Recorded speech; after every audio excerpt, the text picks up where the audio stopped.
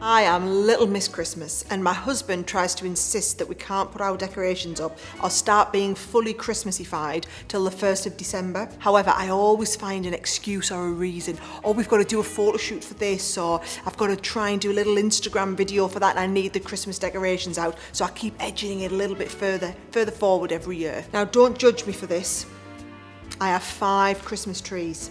I'm a big fan of the Christmas tree, and that's because when you come into our hallway, I like to have a real traditional proper Christmas tree, so it makes the whole house smell beautiful. We have that beautifully decorated. Then we've got our Christmas tree in the living room, and that's where we put all of the baubles on that the kids made when they were at nursery, and ones that we've kind of had for decades, and my mum's passed down from when I was little, so the real family tree, I like to call it. And then in our kitchen, I have the beautiful Christmas tree, which is the one where all the baubles match the tinsel, and they match the beads, and they match the colour scheme of whatever I'm going for that year. Kids aren't allowed to touch that one. So the kids have their own in their playroom, which just, to be honest, looks like Christmas threw up on the Christmas tree. That's the general feel that they go for. And then the last few years, I've had a lovely one outside the front of the house. And I think if you as you look down our street, I've got quite a few lights out the front, but I've got this beautiful Christmas tree. And again, we have a real one, all done up for Christmas outside, and it looks fabulous. My boys are a little bit older now, so they're not the sort of kids who are up at the absolute crack of dawn.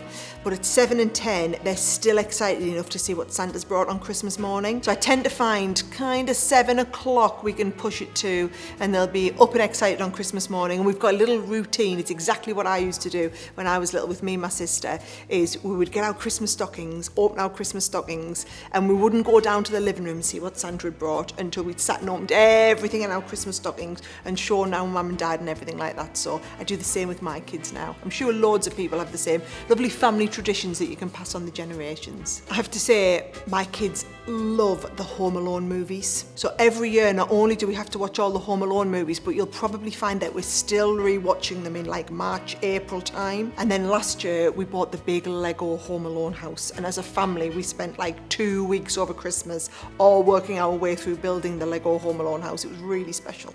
So I am a proper traditional Christmas person, so we have to have turkey on Christmas Day. However, it is one of them things where nobody really wants the turkey. They want all the other meats, but we still have to have the turkey. So we always have at least 3 meats on Christmas Day. Don't worry, we are eating them on Boxing Day and well into the rest of up the back end of the year with the all the leftovers. So Christmas Day is the one day where I insist on doing all of the cooking. We've tried different times over the years. I always host, and I host the 5,000 on Christmas Day. I host my in-laws, my parents, my sister, my sister's in-laws, they all come, and everybody wants to cook something and bring something along. And I used to think, oh, that's great, yeah, they can do all the work and I'll just coordinate. And actually the nightmare when everybody arrives and whatever they've cooked is the most important thing, which needs to have the middle shelf on the oven for the last half an hour of finishing. It's not worth it. So much easier if I just do everything myself. I've got it all planned myself, and I just tell them to turn up and enjoy it. I like to do a nice mimosa or something when everyone's arriving, and last year my sister bought me the best present for Christmas. She made me like a cocktail making station. So she'd planned loads of cocktail recipes, got everything that I needed, the special mixes, she got the Angostura bitters and all the bits that I needed, and it was a nice cocktail making station. She made the cocktails all of Christmas Day, and then everything went into my cocktail cupboard at the end of the day. I remember when my sister was at university and my mum decided it was going to be loads cheaper for us if she insisted we didn't buy presents that year and we made them instead. The two of us, me and my sister, are so ridiculously competitive. All we wanted to do was outdo the other one. And I remember at one point, every Christmas we got more and more competitive, to the point whereby one year my sister took sewing lessons and bought a sewing machine just so that she could outdo me in the homemade gifts that year. And then a few years ago, she was moving home to settle back up in the northeast, and she came to live with me for about 9 months, and she was living with me over Christmas. And that year we pooled our resources and we made the Christmas gifts together. My word, not only did we make the best Christmas gifts, but also it was a lovely weekend. We just kind of down tools for the weekend and made everything from little cocktail mixes to handmade truffles to handmade soaps and bath bombs.